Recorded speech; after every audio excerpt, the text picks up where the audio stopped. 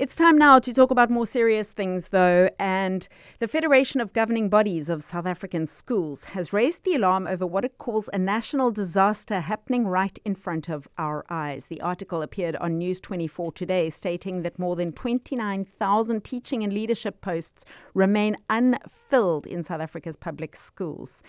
And that there are thousands more for principals, deputies and heads of department. These staggering numbers are more than just statistics. They represent classrooms without guidance, learners left behind, and an education system in crisis.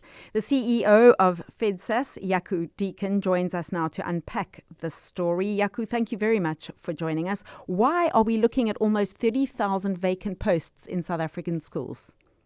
Thank you. Good afternoon. I think it's just bureaucratic red tape that's in place, hindering the appointments on the one side, but on the other side, we know for years provincial departments delayed appointments to save money. So for every month they don't appoint somebody, there's money in their bank account, but that money was supposed to be spent already. The children must benefit. So when you try to save money by not filling the post or by delaying the process, you're actually stealing from the learners. So the bottom line is it's not a financial matter because the money has already been paid over by national to the provinces. So it's clearly a leadership problem in at least 8 of our 9 provinces. And who is holding them to account, Jaco?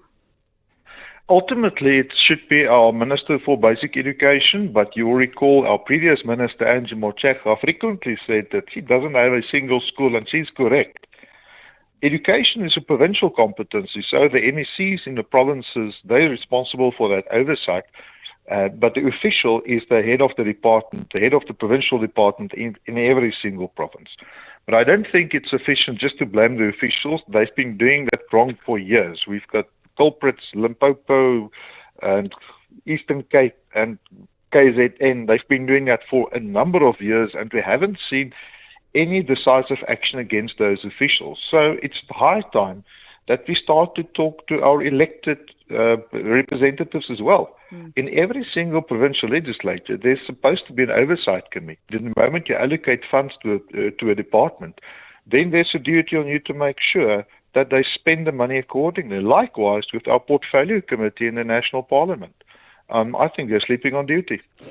You know, Jaco, perhaps it was around this time last year we were doing several interviews about the drastic cuts in teachers and school posts available. And we know that there's an extensive list of teachers that were cut from their positions that schools are asked to refer to when filling vacancies. It doesn't make sense to me that we've had these massive cuts, but then we've also got these massive vacancies. Yeah, well, the best way to deal with those teachers in access is to publish the vacancies and fill the vacancies. Then you can move people around in the provinces. But I think there's a reluctancy to do that, and remember, I think we should also link it now with the transfer payments to schools. That's the money, the operational money schools are supposed to get from provinces. And only 3 of the provinces paid the money on time to the schools. So in a province like KZN, it's not only learners without teachers in a classroom, it's also learners without any nutrition. They haven't received a school meal because the money wasn't paid over to schools. And in the Eastern Cape, we've got a transport problem as well.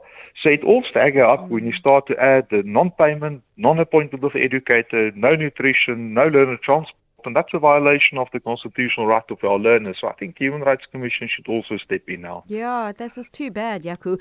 Look, in my limited dealings with the WCD, I would imagine that the Western Cape is probably one of the more efficient departments. But still, having said that, I do serve on a school governing body, and I can tell you the employment process of teachers at WCED schools is a handstand. It's an absolute nightmare. Absolutely, I agree with you. No, the Western Cape, they've paid the transfer money. They were one of the 3 provinces. But when I look at the appointment process, they're lagging way behind. I mean, 26% of all the principal positions in the Western Cape are currently not filled on a permanent basis. So you've got acting principals in 26% of all the schools in the Western Cape. It's even worse when you look at the deputy principals in the Western Cape. 40% of all the deputy positions in the Western Cape are currently vacant. So there's somebody acting in that position. And I've made a point that some schools in the Western Cape maybe without senior leadership in the middle of the year. It's unthinkable. Not some schools, but from what you've just said, 1 in 4 schools is without a principal. Wow. So, Jaco, what movements are underway by FEDSAS to have the situation rectified? Yeah, we had a very urgent meeting on Friday with the National Department of Basic Education, the Human Resource Department, with the DG or his team to say you need to take action now, number one.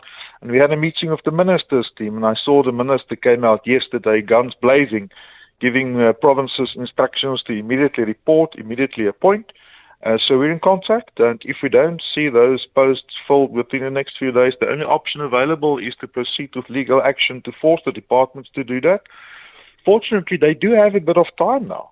Schools are busy with the mid-year exams, and then it will be a school holiday. So there's actually a breather for the provinces to use the time productively to make sure when we start a third term that those vacancies are filled and that we make sure children get the proper right, the constitutional right to education is not simply words in the Constitution, but we do give effect to that in all 9 provinces. Well, Jaco, as the parent of a child at a government school, I want to thank you for bringing this to our attention, and thank you for the moves that you're making in terms of correcting it. Thank you for your time, Jaco. Thank you for serving on a governing body. That's the best way to serve your child and your community. Jaco Deacon, the CEO of the Federation of Governing Bodies of South African Schools, just talking to us there about the massive vacancies in teaching and leadership posts in the education department across the country. Did you hear what he said there? 1 in 4 schools only has an acting principal that's in the Western Cape, and 40% of schools in the Western Cape don't have a deputy. The numbers are absolutely staggering.